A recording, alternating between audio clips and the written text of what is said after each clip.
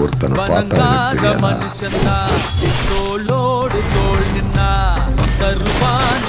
தெரியாதா? அவனை கண்டினியூஸா வாட்ச் பண்ணிட்டு ஒரு சாரி கேட்டுட்டு போலாம் தான் வந்தேன். ஐயோ, நீங்க எதுக்கு என்கிட்ட சாரி கேக்குறீங்க? சொல்ல போனா அன்னைக்கு கோவத்துல மரியாதை இல்லாம பேசிட்டேன், அதுக்கு சாரி. இல்ல சிந்து, ஆக்சுவலி அன்னைக்கு நீங்க பேசினப்போ எனக்கு ரொம்ப வருத்தமா தான் இருந்துச்சு. என்னடா சிந்து இப்படி சொல்லிட்டாங்களேன்னு நெஞ்சுக்குள்ள அது உறுத்திக்கிட்டே தான் இருந்துச்சு. வேலையில கான்சென்ட்ரேட்டே பண்ண முடியல. அன்னைக்கு ஃபுல்லாவே டிஸ்டர்ப்டாவே இருந்துச்சு. ஆக்சுவலா இப்படி கூட யோசிச்சேன், சிந்துவுக்கு பிடிக்கலன்னா அதை கொஞ்சம் டீசெண்டா சொல்லியிருக்கலாமே, அப்படி என்ன பெருசா தப்பா கேட்டுட்டோம், அப்படியெல்லாம் கூட யோசிச்சுக்கிட்டு இருந்தேன். ஆனா செவந்தி வந்து உங்க கதையை சொன்னதுக்கு அப்புறம் தான் எனக்கு உங்களுக்கு பின்னாடி இருக்கிற வழிய புரிஞ்சுக்க முடிஞ்சது.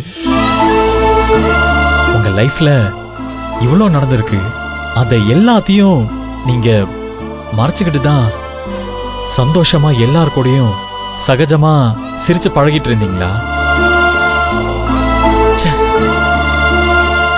அத புரிஞ்சுக்காம நான் உங்ககிட்ட அப்படி பேசியிருக்க கூடாது சிந்து. அதனால்தான் நான் உங்ககிட்ட சாரி கேட்கலான்னு வந்தேன். என்ன மன்னிச்சிருங்க Sindhu, I am really very sorry.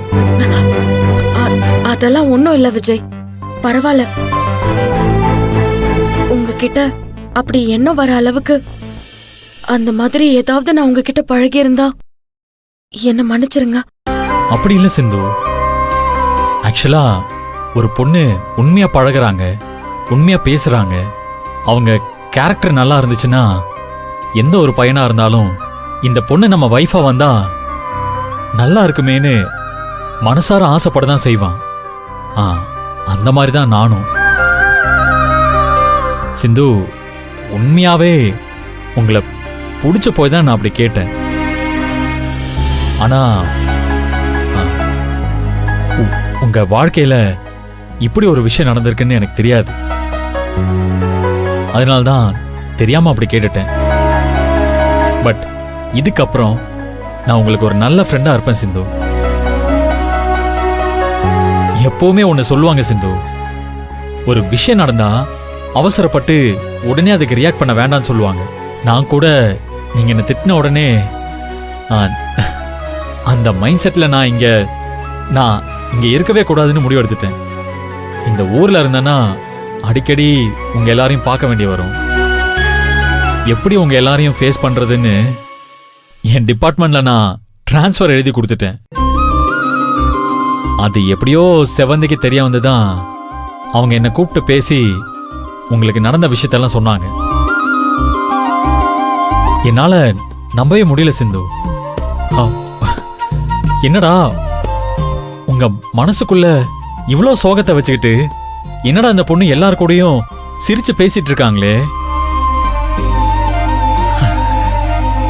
இது தெரியாம பாருங்க, நான் வந்து உங்ககிட்ட கல்யாணம் பண்ணிக்கிறீங்களான்லாம் பேசி உங்களை ரொம்ப கஷ்டப்படுத்திட்டேன் சிந்து. ரொம்ப ஃபீலிங்கா இருக்கு. அதனால்தான் உங்ககிட்ட மன்னிப்பு கேட்டாதான் கரெக்டா இருக்கும்னு இங்க வந்தேன். சிந்து, நீங்க என் உயிரை காப்பாத்திருக்கீங்க. உங்களுக்காக ஒரு ஃப்ரெண்டா எப்ப வேணாலும் எது வேணாலும் செய்யறதுக்கு தயாரா இருக்கேன். அதை நீங்க மனசுல வச்சுக்கோங்க. எல்லாத்தையும் தாண்டி